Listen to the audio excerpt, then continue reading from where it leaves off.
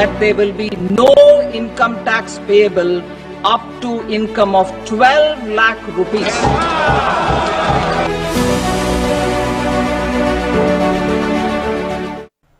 नमस्कार, हरियाणा न्यूज देख रहे हैं आप और मैं हूं आपके साथ विनय चौधरी। बात होगी देश के बजट की। जी हां, वित्त मंत्री निर्मला सीतारमण ने देश का आम बजट पेश किया। इस बजट में लगभग सभी वर्गों का ध्यान रखा गया है। मिडिल क्लास को भी बड़ी राहत दी गई है। हालांकि बजट पर सियासत भी देखने को मिल रही है।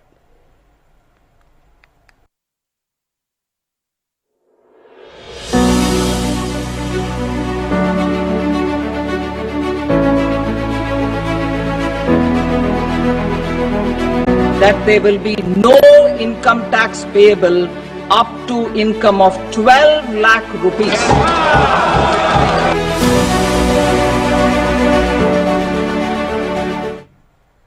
तो इस बजट में सभी वर्गों के लिए कुछ ना कुछ ऐलान किया गया है। इस बार के बजट में ज्ञान यानी गरीब, युवा, अन्नदाता और नारी पर फोकस किया गया है। साथ ही मिडिल क्लास को बड़ी राहत देते हुए 12 लाख तक की कमाई पर टैक्स फ्री कर दिया गया है। ये रिपोर्ट देखिए।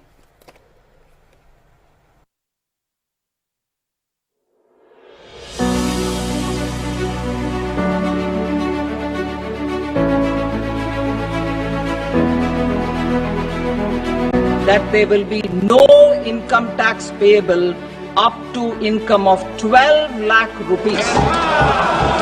बजट पेश, हर वर्ग के लिए विशेष। बजट में विकसित भारत का संदेश। केंद्रीय वित्त मंत्री निर्मला सीतारमण ने देश का आम बजट पेश किया। इस बजट से आम जनता को जैसी उम्मीदें थी वैसा ही हुआ। बजट में अलग अलग वर्गों के लिए कई बड़ी घोषणाएं की गई है। मिडिल क्लास को भी बड़ी राहत दी गई है। बजट 2025 पर प्रधानमंत्री ने संसद में निर्मला सीतारमण को बधाई दी। उन्होंने कहा, हर कोई आपकी प्रशंसा कर रहा है, बजट बहुत अच्छा है। बजट पेश करते हुए वित्त मंत्री ने कहा कि हमारी अर्थव्यवस्था सभी प्रमुख अर्थव्यवस्थाओं में सबसे तेजी से बढ़ रही है। पिछले 10 वर्षों के हमारे विकास ट्रैक रिकॉर्ड और संरचनात्मक सुधारों ने वैश्विक ध्यान आकर्षित किया है। इस अवधि में भारत की क्षमता और संभावनाओं पर विश्वास और भी ज्यादा बढ़ा है और अगले 5 सालों में सबका विकास को साकार करने और सभी क्षेत्रों के संतुलित विकास को प्रोत्साहित करने के एक अनूठे अवसर के रूप में देखते हैं।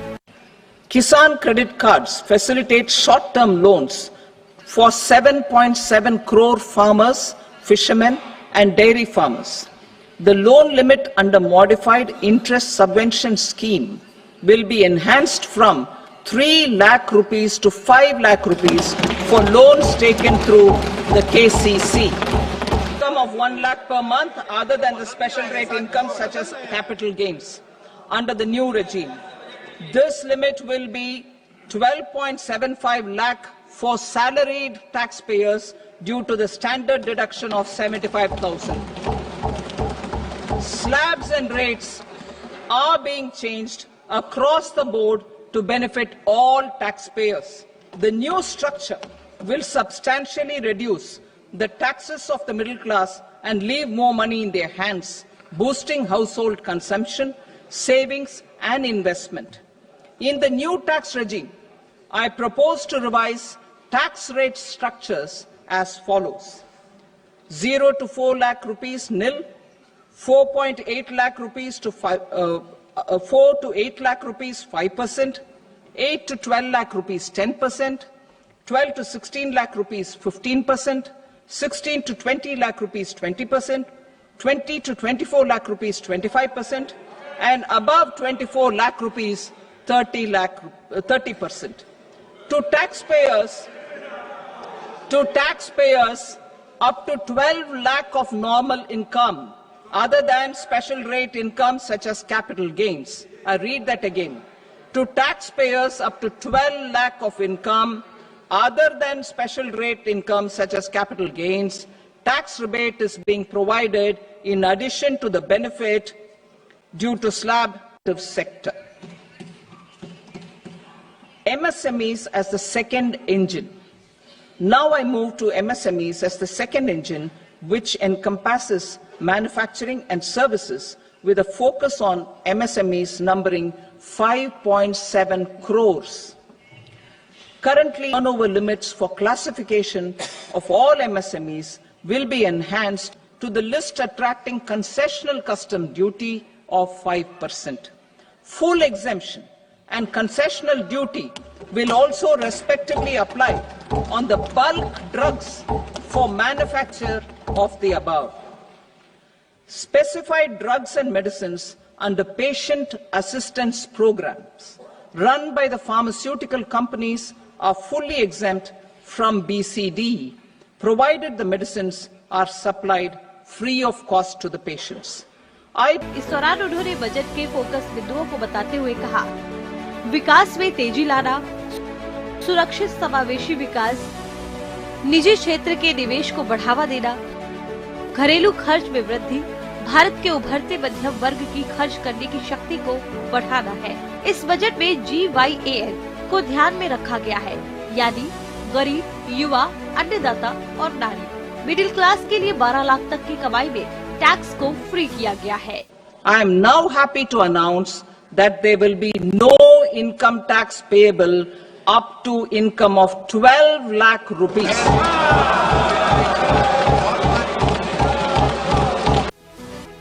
किस सेक्टर को कितना बजट दिया गया है वो भी जानिए। रक्षा सेक्टर 4,91,732 रुपए, ग्रामीण विकास 2,66,817, गृह मामले 2,33,211, कृषि सेक्टर 1,71,437, व्यापार और उद्योग 65,533, शिक्षा का क्षेत्र 1,28,650,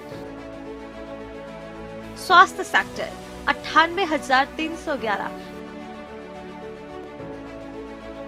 शहरी विकास 96,777, ऊर्जा सेक्टर 81,174, समाज कल्याण सेक्टर 60,052, विज्ञान क्षेत्र 55,679। इस बजट में जहां युवाओं और महिलाओं के लिए कई बड़े ऐलान किए गए हैं, तो वहीं वित्त मंत्री निर्मला सीतारमण ने अपने केंद्रीय बजट 2025-2026 भाषण में दालों में आत्मनिर्भरता हासिल करने के लिए 6 साल के मिशन की घोषणा भी की है। इसके अलावा किसानों के लिए प्रधानमंत्री धन धान्य योजना समेत कई घोषणाएं की गई है। छोटे उद्योगों को बढ़ावा देने के लिए भी सरकार ने विशेष क्रेडिट कार्ड लाने का ऐलान किया है। इस तरह से सभी वर्गों के लिए कुछ न कुछ ऐलान इस बजट में किया गया है। Bureau report, Haryana news. तो वित्त मंत्री निर्मला सीतारमण ने बजट 2025-26 पेश करते हुए नए इनकम टैक्स स्लैब की भी घोषणा की। अब 12 लाख रुपए तक कोई टैक्स नहीं देना होगा। इस नए ढांचे से टैक्स पेयर्स के बीच खुशी का माहौल है। बजट में मिडिल क्लास को बड़ी राहत, 12 लाख तक की आय पर टैक्स फ्री।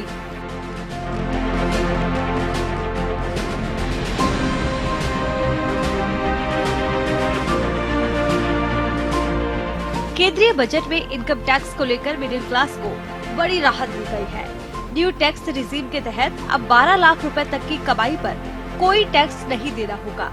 ये बदलाव न्यू टैक्स व्यवस्था के तहत किया गया है। इससे पहले 7 लाख की कमाई पर कोई टैक्स नहीं देना था। स्टैंडर्ड डिडक्शन को 75,000 रुपए ही रखा गया है। नई टैक्स रिजीम में 12 लाख रुपए तक की छूट इनकम टैक्स एक्ट की धारा 87A के तहत दी गई है। यानी नई टैक्स रिजीम के तहत 12 लाख तक की सालाना कमाई वालों पर 4 से 8 लाख रुपए पर लगने वाले 5% टैक्स और 8 से 12 लाख की कमाई पर लगने वाला 10% टैक्स सरकार माफ कर देगी। इससे टैक्स पेयर को 60,000 रुपए का फायदा होगा। नए टैक्स रिजीम 2025-2026 के बारे में आपको बताएं तो 4 लाख रुपए तक 0% यानी कि कोई टैक्स नहीं है। 4 लाख से 8 लाख रुपए तक 5% टैक्स, 8 लाख से 12 लाख रुपए तक 10% टैक्स, 12 लाख से 16 लाख रुपए तक 15% टैक्स, 16 लाख से 20 लाख रुपए तक 20% टैक्स और 20 लाख से 24 लाख रुपए तक 25% टैक्स। इसके साथ ही 24 लाख से ऊपर अगर आपकी आय है तो 30% टैक्स देना होगा। हालांकि 12 लाख रुपए तक की आय पर लगने वाला टैक्स माफ है।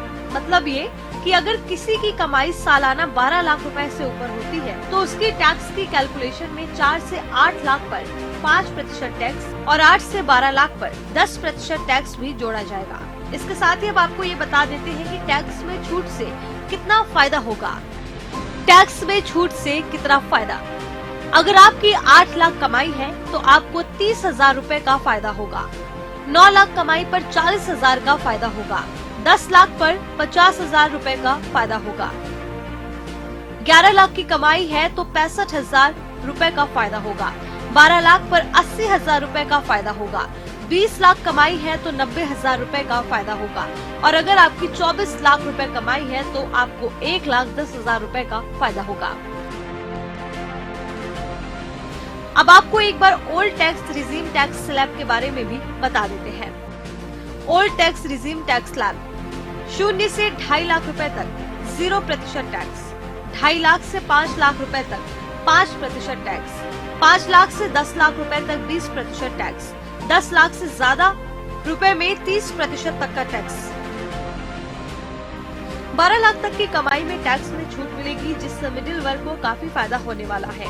भारत में इनकम टैक्स की दरें समय के साथ बदलती रहती है, जो आर्थिक विकास और जनसंख्या की आवश्यकताओं के अनुसार होती है। इन दरों में वृद्धि या कमी का सीधा प्रभाव आम जनता पर पड़ता है और केंद्रीय बजट में मिली राहत से मिडिल क्लास को एक बार फिर से काफी फायदा होने वाला है। Bureau report, Haryana news.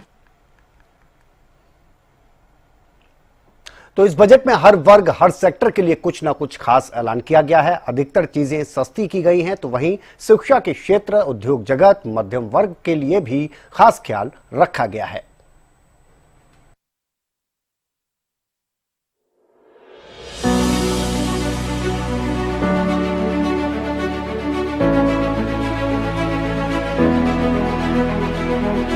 That there will be no income tax payable up to income of 12 lakh rupees.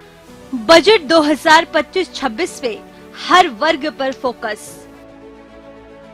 क्या सस्ता, किस क्षेत्र को ज्यादा फायदा? महिलाओं के लिए खास ऐलान। केंद्रीय बजट में आम जनता की जेब का भी पूरा ध्यान रखा गया है।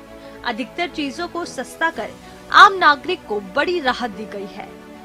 महंगी दवाइयों को हर कोई नहीं खरीद सकता है, इसलिए कभी कभी इलाज में दिक्कत आती है, लेकिन केंद्रीय बजट में इन सब का पूरा ध्यान रखा गया है ताकि किसी को कोई भी दिक्कत ना हो और उचित दाम पर दवाइयां खरीदकर मरीज का इलाज कराया जा सके। मेडिकल क्षेत्र की ही बात करें तो बजट में इस बार सरकार ने 36 जीवन रक्षक दवाओं से कस्टम ड्यूटी हटा दी है। इससे दवाएं सस्ती होंगी। वहीं ड्यूटी घटने से आने वाले दिनों में electric vehicle, EV, LCD, LED TV और मोबाइल फोन, लेदर का सामान भी सस्ते हो सकते हैं। वहीं सरकार ने इंटरैक्टिव फ्लैट पैनल डिस्प्ले पर ड्यूटी 10% से बढ़ाकर 20% कर दी है, जिससे ये महंगा होगा। अब बात बजट में हुए किसानों के ऐलान की करते हैं कि बजट में किसानों के लिए क्या खास ऐलान किए गए हैं। 6 साल मसूर, तुअर जैसी दालों की पैदावार पर फोकस। कपास की पैदावार बढ़ाने के लिए 5 साल का मिशन। किसान क्रेडिट कार्ड की लिमिट 3 लाख से बढ़ाकर 5 लाख। पीएम धन धान्य कृषि योजना 100 जिलों को फायदा। डेयरी और मछली पालन के लिए 5 लाख रुपए तक लोन। बिहार के किसानों की मदद के लिए मखाना बोर्ड का गठन। मिथिलांचल पश्चिमी कोसी नहर परियोजना की शुरुआत। ग्रामीण योजनाओं में post payment bank payment service. Assam के नामरूप में नया यूरिया प्लांट। बजट में उद्योग जगत के लिए भी खास ऐलान किए गए हैं। एमएसएमई निवेश में 2.5 गुना बढ़ोतरी। माइक्रो उद्योग को 5 लाख तक कर्ज। एमएसएमई के लिए लोन गारंटी कवर 5 करोड़ से बढ़ाकर 10 करोड़। स्टार्टअप के लिए 20 करोड़ रुपए कर्ज। खिलौना उद्योग को मेक इन इंडिया प्रोत्साहन। बीमा क्षेत्र के लिए 100% FDI। सोशल वेलफेयर सरचार्ज हटाने का प्रस्ताव। 7 टैरिफ रेट हटाने का फैसला। ग्लोबल कैपेबिलिटी सेंटर टियर 2 शहरों में बनाए जाएंगे। नई लेदर स्कीम से 22 लाख लोगों को रोजगार मिलेगा। बिहार में national institute of food technology बनेगा। पीएम स्वनिधि स्कीम की लोन लिमिट बढ़ाकर 30,000 रुपए। शिक्षा क्षेत्र के लिए भी काफी खास ऐलान किए गए हैं, जैसे IIT में 6500 सीटें बढ़ाई जाएंगी। 75,000 मेडिकल सीटें बढ़ाई जाएंगी। AI एजुकेशन के लिए 500 करोड़ का फंड। IIT पटना का विस्तार होगा। उच्च शिक्षा की किताबों में भारतीय भाषाओं को प्रोत्साहन। पीएम रिसर्च फेलोशिप के तहत 10,000 फेलोशिप। मिडिल क्लास वर्ग के लिए 12 लाख तक की कमाई पर टैक्स फ्री करने के बाद भी कई बड़ी राहत दी गई है। 12 लाख तक की कमाई टैक्स फ्री। नौकरी पेशा लोगों के लिए एक्स्ट्रा 75,000 रुपए स्टैंडर्ड डिडक्शन। बुजुर्गों के लिए TDS की सीमा 50,000 से बढ़ाकर 1 लाख रुपए। TDS की सीमा 10 लाख रुपए की गई। किराए की आमदनी पर 6 लाख रुपए TDS छूट। 4 साल तक इनकम टैक्स रिटर्न भर सकेंगे। मोबाइल फोन और ई-कार सस्ती। EV और मोबाइल की लिथियम आयन बैटरी सस्ती होगी। शहरी क्षेत्रों के गरीबों की आय बढ़ाने पर फोकस। 1 लाख करोड़ रुपए का अर्बन चैलेंज फंड। जल जीवन मिशन को 2028 तक बढ़ाया जाएगा। बजट में महिला वर्ग के लिए भी विशेष ध्यान दिया गया है। महिलाओं के लिए 2 ऐलान किए गए हैं। SC/ST की MSME उद्योगपतियों के लिए विशेष लोन योजना। स्टार्टअप के लिए 2 करोड़ का टर्म लोन।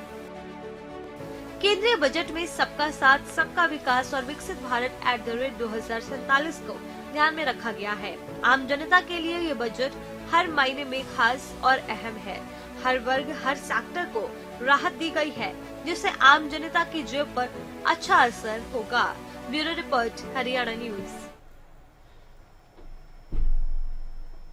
तो देश का आम बजट पेश किया गया है, और आम बजट पेश किया गया है तो सियासी तौर पर प्रतिक्रियाएं आना भी लाजमी हो जाता है। एक और जहां केंद्रीय बजट की सराहना लगातार सत्ता पक्ष की तरफ से की जा रही है, तो दूसरी ओर विपक्ष की तरफ से इस बजट पर कई सवाल उठाए जा रहे हैं।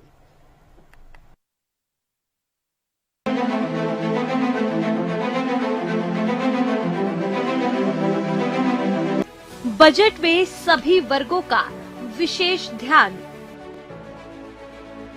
विपक्ष को कैसा लगा केंद्रीय बजट? बजट पेश, सियासत तेज।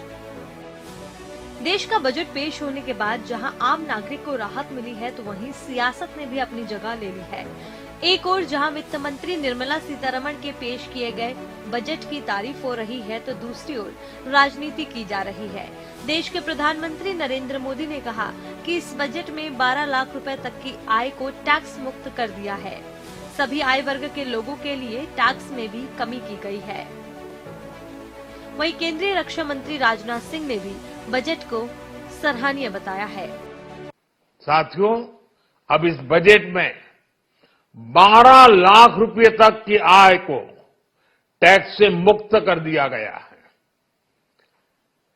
सभी आय वर्ग के लोगों के लिए टैक्स में भी कमी की गई है। इसका बहुत बड़ा फायदा हमारे मिडिल क्लास को, नौकरी पेशे करने वाले,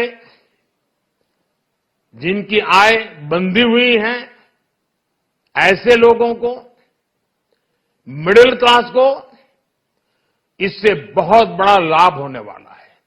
उसी प्रकार से हमारे प्रधानमंत्री मोदी जी का जो विकसित भारत का स्वप्न है उसे साकार करने की दृष्टि से वित्त मंत्री श्रीमती निर्मला सीतारमण जी ने जो यह बजट प्रस्तुत किया है, यह अपने में शानदार बजट है। मैं इस बजट की भूरी भूरी प्रशंसा करता हूं और इस बजट में समाज के सभी वर्गों की चिंता की गई है। यह बजट युवा, गरीब, किसान, नारी और समाज के सभी वर्गों और सेक्टर्स के विकास को बढ़ावा देने वाला है और खासकर मध्यम वर्ग के जो लोग हैं उनके योगदान को भी मान्यता देते हुए यह बजट मैं कहूं अभूतपूर्व तोहफा लेकर आया है, तो यह कहना अतिशयोक्ति नहीं होगी। मैं पुनः एक बार इसके लिए माननीय प्रधानमंत्री जी और निर्मला जी के इस शानदार बजट के लिए मैं हार्दिक बधाई देता हूं। केंद्रीय बजट की हरियाणा के मुख्यमंत्री नायब सैनी ने भी प्रशंसा की है। उन्होंने कहा है कि ये हर वर्ग के लिए हितकारी बजट है। मैं आदरणीय निर्मला सीतारमण जी, जिन्होंने देश के यशस्वी प्रधानमंत्री आदरणीय नरेंद्र मोदी जी के नेतृत्व में ये तीसरी सरकार का, नॉन स्टॉप तीसरी सरकार का ये पहला बजट जो दिया है, मैं उसकी पूरी पूरी प्रशंसा करता हूं। ये बजट ये देश के गरीब, ये देश के युवा, ये देश के अन्नदाता, ये देश की नारी के सशक्तिकरण, युवाओं को रोजगार के लिए, किसान को खुशहाली की तरफ ले जाने वाला बजट और गरीब का उत्थान करने वाला बजट। ये नरेंद्र मोदी जी की सरकार ने जो नॉन स्टॉप तीसरे कार्यकाल का पहला बजट दिया है, इसकी मैं पूरी पूरी प्रशंसा करता हूं। मुझे खुशी है कि यह बजट हरियाणा के कृषि क्षेत्र और उद्योग को भी लाभ तथा नए रोजगार के अवसर प्रदान करेगा। इस बजट के अंदर किसानों को किसान क्रेडिट कार्ड की सीमा जो 3 लाख रुपए थी उसको 5 लाख रुपए करने का जो निर्णय किया है वो सराहनीय निर्णय है। मेरे किसानों को इसका लाभ मिलेगा। कपास के किसानों को भी 5 लाख रुपए तक कम ब्याज पर कर्ज उपलब्ध करवाना भी एक अच्छा निर्णय इस बजट के अंदर लिया गया है। छोटे व्यापारियों के लिए भी इस बजट के अंदर क्रेडिट सीमा 5 लाख रुपए तक करने से छोटे व्यापारियों को मजबूती मिलेगी। इस निर्णय की भी मैं प्रशंसा करता हूं। नए उद्योगों को 2 करोड़ रुपए तक, एमएसएमई को 10 करोड़ रुपए तक कर्ज उपलब्ध कराने के नए उद्योग लगेंगे और रोजगार के साधन अवसर पैदा होंगे। इसकी भी मैं पूरी पूरी प्रशंसा करता हूं।